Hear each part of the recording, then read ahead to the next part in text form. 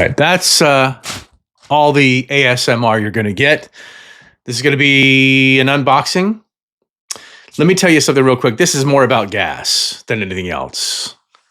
Not that gas. Well, I got plenty of that, but gear acquisition syndrome.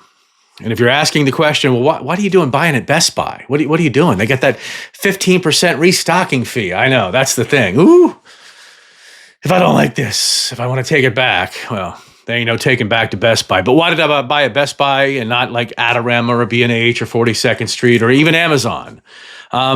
Because this purchase, $2,000 plus, okay, and I'll get into it in a second, offered a credit card that if you got the credit card, it gave you 10% back in rewards. So I'm like, okay. And so I just knocked $210 off of a camera that's the exact same price everywhere, B&H, Adorama, everywhere, Amazon, $200 off. That means I got to spend $200 more at Best Buy. I know it's like Kohl's Cash, I get it. But at the same time, if I like this, I'll buy more lenses. If I don't like this, I'll buy something else that might go with the camera system that I've been in love with for the last decade, which is my Fujifilm camera system. But the gas has caused me to try something. Now I have a full frame camera, and that is the Leica Q, which is now 10 years old. Now I get is this loud? Should I not do this while I'm recording? I said that would be it for ASMR, so, all right, so let me do this. I have purchased the Canon EOS R8. It's got the same sensor as the R6 Mark II. It's about $1,000 cheaper, at least $800. Of course, with the discount, the credit card, which I'll pay off at the end of the month. Don't worry, I'm not going to accrue. Don't get into the comments. Oh, but you'll be accruing interest to 10, 15, 20. No, I got spotless credit, so I may not be paying the same interest rate as everybody else. But got this, and I got the kit. And why did I get the kit? With the 24 to 50 millimeter zoom, which I will not be keeping because I also got everybody's highly recommended RF 35 millimeter 1.8. I love a 35 millimeter, and it's a full frame camera. Now I have the Leica Q, which is full frame, but you can't change lenses on it. I've got every damn Fujifilm camera. I've got the XH2, I've got the XT4, I've got the X Pro 2, the XE2. There's another one in here somewhere that I forgot. It's back there somewhere. Nonetheless, I'm just, here's why I also bought it. Behind me, I don't know if you can see it on the shelf back there, is a diminishing horde of digicams. I have been collecting digicams for as long as I've been buying them, back in the early 2000s, even the 1999s. Because back there's like old, like 3.2 megapixel Sony cameras and other stuff like that. So I've been shedding the horde and have made hundreds, and I'll say thousands of dollars selling off old digicams. Now, before we get into the camera and the unboxing, and I'm not going to do a pure unboxing. There's plenty of those, and I think they're ridiculous.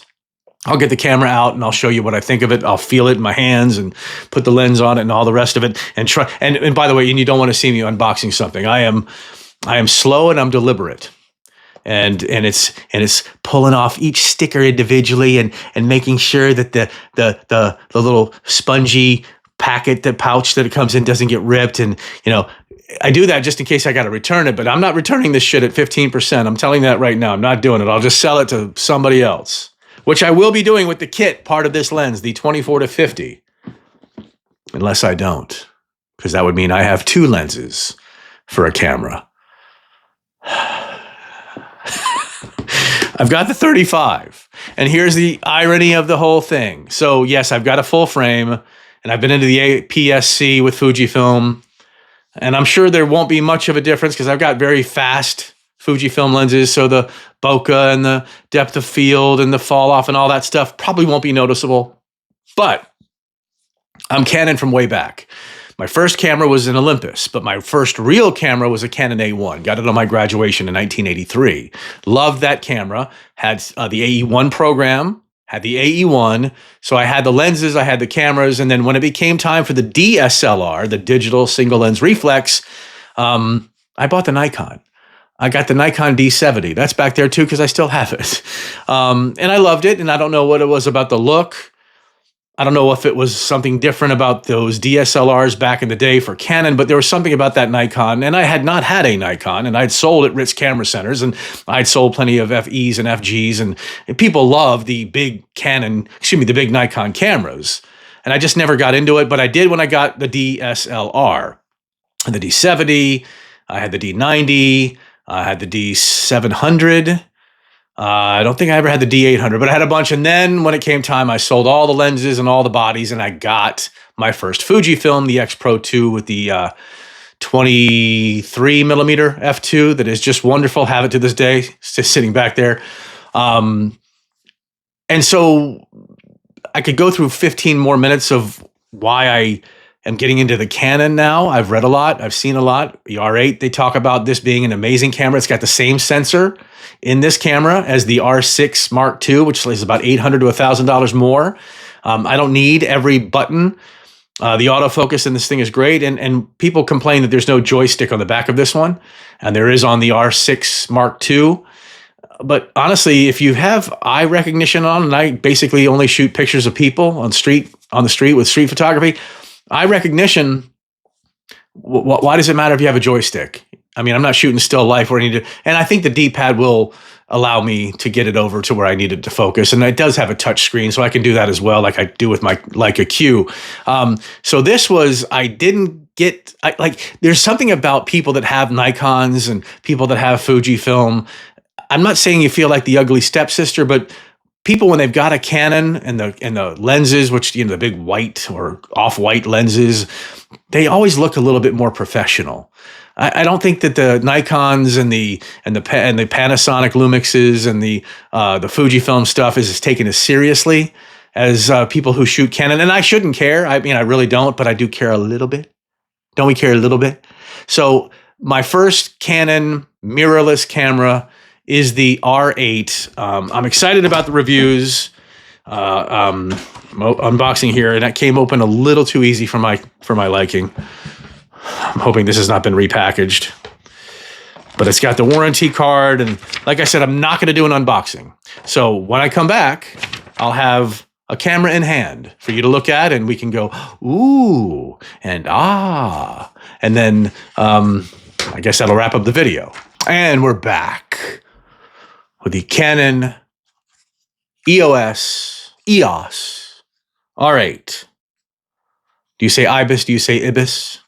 EOS, EOS. It's tactile as hell. Feels good in the hand. Lightweight, small, big hand. No place for the pinky. There is that adapter you can put on there, that extender that you can put right on there. So I might be doing that. We'll see. Don't have to do it right now. Unless, of course, I do. Because that would be buying more stuff. My wife's like in the other room. She heard any of this. So look at that. Full frame sensor. Full frame sensor. And that's what I bought it for. Full frame sensor. And a sensor that they say is just as good. It's the same sensor as the bigger brother of this camera. So let's throw on the 35 millimeter, which I think has a 52 millimeter filter mount. Ooh, that's down there tight. That's a nice feel. Nice feel. Ooh, nice and, all right, balanced. Really balanced. I like that. Image stabilization on the lens. I wanted that because the camera does not have image stab. So let's take a peek. Okay. I'm from the old school that I like when the old pictures of cameras we would buy back in the day had the big 1.2 lens on it, even though you couldn't afford that. And they had a, light offside when they were shooting that, and you could, it would fill up that with the lens with like an orange glow, and it was like, oh, big wide. And I got a few wide open lenses. I was surprised to see that this is not only a 35 millimeter, but also 1.8. A little itty bitty opening there, but hey, it looks good. And that's another thing with the Canon. It just looks good, doesn't it? There's something about these Canon cameras, which when I bought my first DSLR, I don't know if they look this good. I don't know. They've kind of become this holy grail, if you will, of the way that a DSLR, excuse me, a mirrorless should look. I really think so. I mean, I love retro with the Fujifilm stuff, and I got the XH2, which is not retro at all, which is a fun camera to use. It's a bit confounding from time to time, but oh, let's see if the battery had any charge on it at all. Let's try that now. Here's the battery, one slot, of course. Everybody complains about that. You know, I don't plan to shoot any weddings anytime in the near future, and if I lose a street shot, then I guess that's too. Ooh, I heard something. Ooh, it's got some charge, everybody. Let's open up the screen. Of course, that's the no chimping version when you have it. Oh, sorry. Turn it on. Let's see here.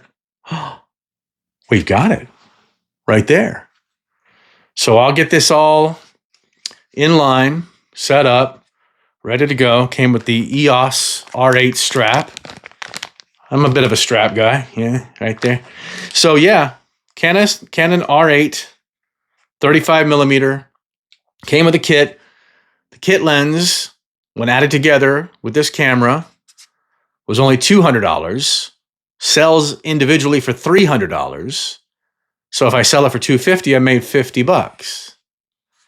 Yeah, and because I got the Best Buy My Rewards blah blah blah credit card, bought the whole thing, both lenses, and I bought the kit because not only can I sell the lens for more or get some money back off the sale of the lens, it added more to my discount. Like I got 10% off of a bigger, and they ended up doing where I got the lens, body, kit, the whole thing. They took the 10% off everything. Sounds like a good deal, doesn't it? Sounds like I'm justifying the shit out of a purchase of a camera that I don't really need. But it feels so good. I love it. I want to hug it. I want to kiss it. I want to hold it next to my bosom. So I'll get some shots back out to you. And maybe the next video or two will be about the street shooting with this setup right here. Your thoughts on the camera, your thoughts on the lens. Everything I've seen online seems it's really positive about this. There's, it's too small and there's not enough buttons and all that other stuff. I think we make do with what we have, right? And I think we'll be fine with fewer buttons. What's a minimalist thing, right? And we'll try we'll see how the fact that I don't have a joystick. We'll see if I can dig that. But I like it so far. Yeah, I like it. It's all inlaid. The buttons are inlaid there. So yeah. I should have ended the video 5 minutes ago, shouldn't I? I should have ended this damn thing 5 minutes ago. So let me go hunt a 52 millimeter screw mount filter on that thing. Let's think about the extender off the bottom. But all right, thanks for watching. And we'll see you next time. I promise I won't have a new camera next time.